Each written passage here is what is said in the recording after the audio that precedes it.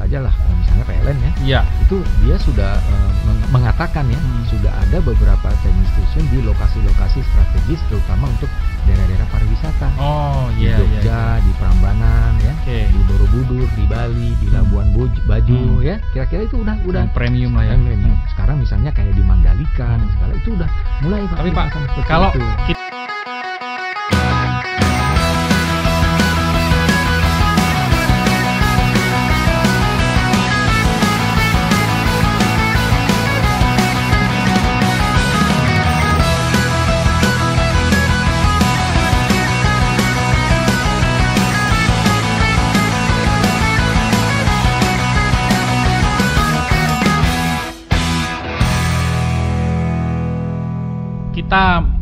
Saya sebagai orang awam nih, misalnya apa sih keuntungannya menggunakan mobil listrik? Memang secara cost dari pembiayaan bahan bakar, apakah memang lebih murah daripada menggunakan BBM, daripada perhitungan menggunakan listrik, khususnya ke SPKLU gitu? Ya, kalau kita bicara BBM, pastinya sudah ada satu kajian mendalam.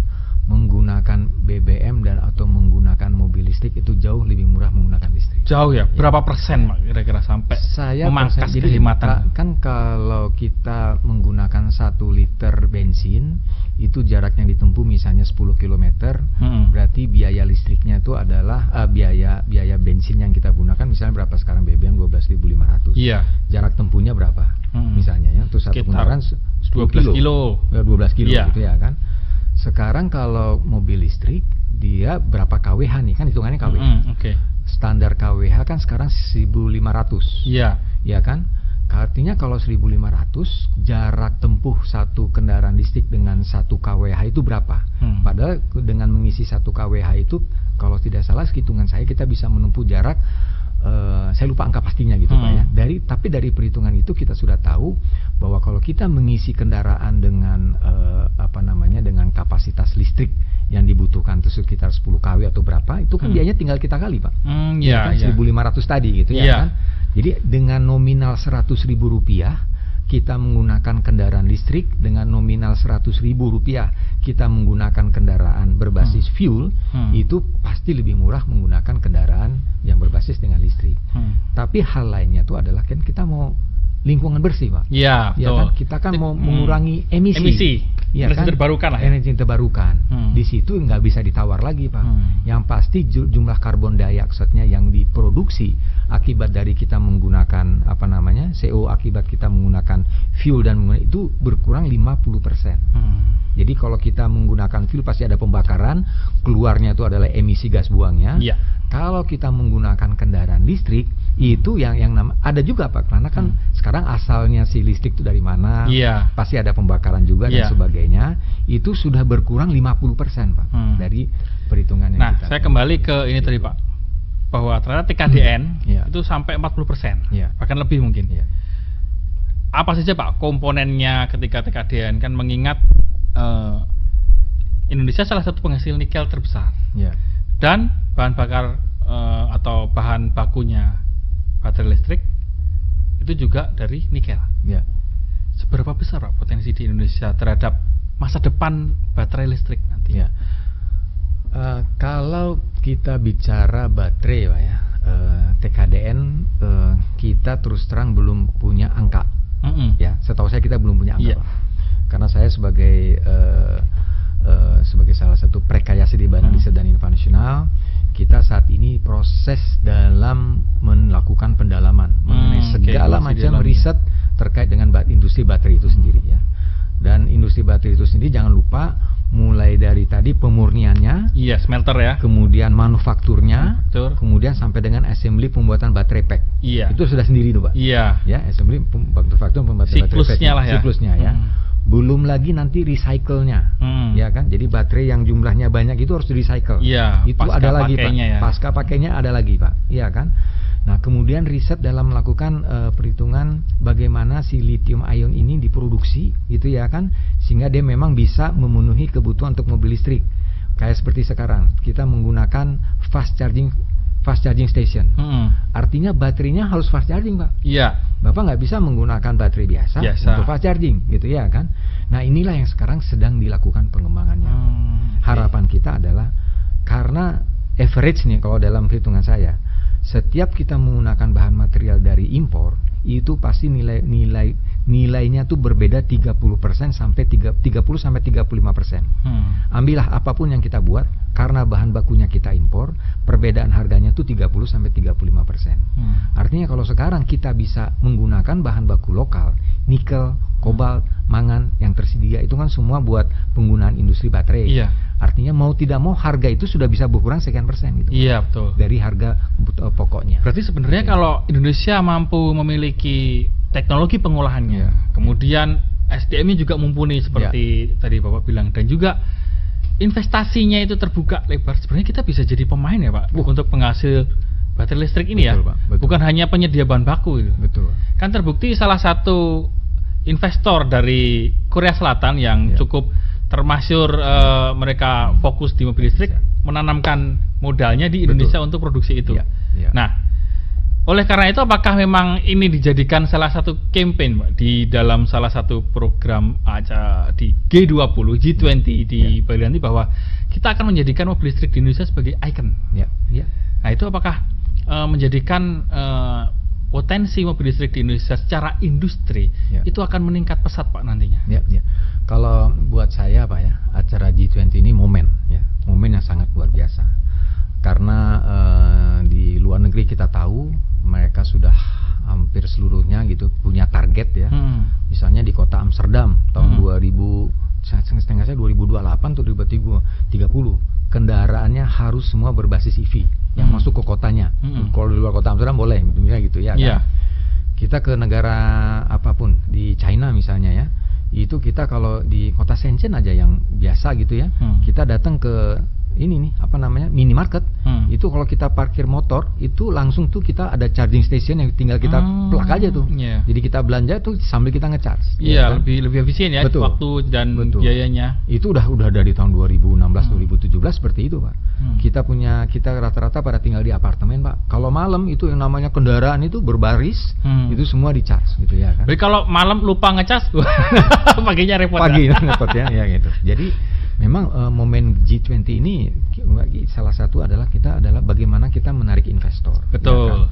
Makanya saya sangat setuju kita upayakan pembangunan pabrik baterai saat ini, karena pabrik baterai itu akan mengundang para industri-industri besar untuk menanam modalnya di Indonesia untuk membangun kendaraan yang berbasis listrik tadi, kendaraan listrik tadi gitu, karena kan dia pasti perlu baterai gitu ya kan.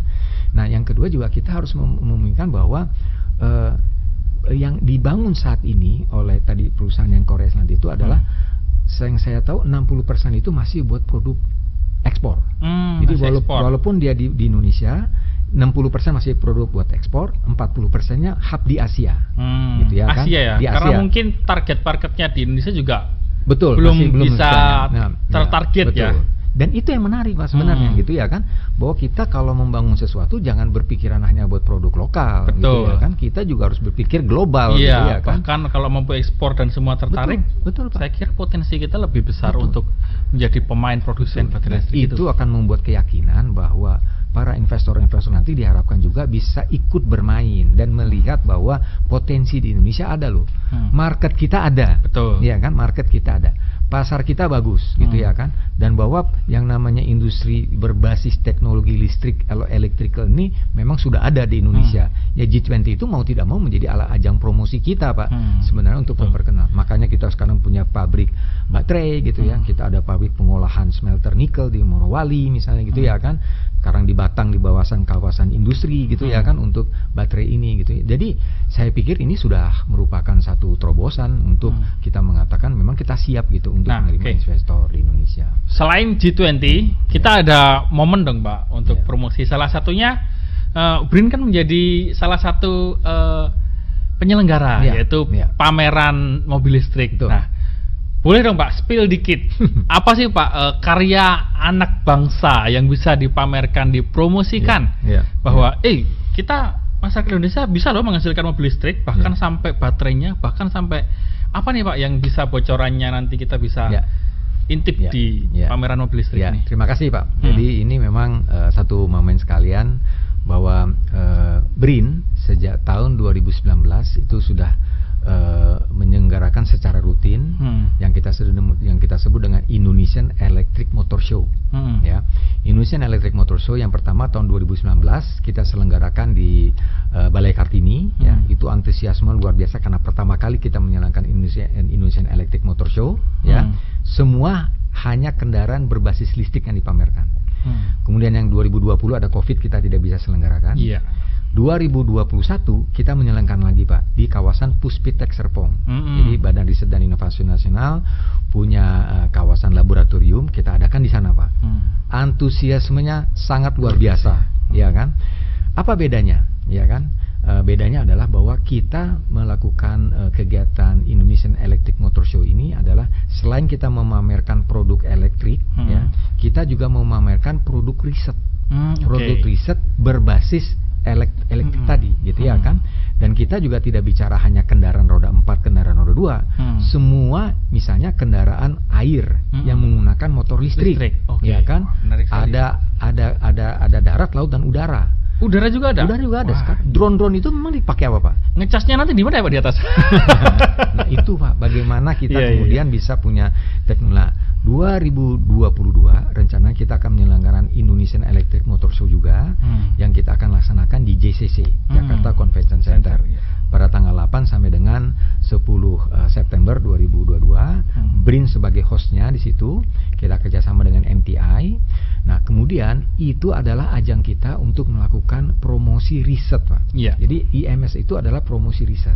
Yang datang ke acara itu bisa melihat bagaimana sih menggunakan charging station, gitu ya kan.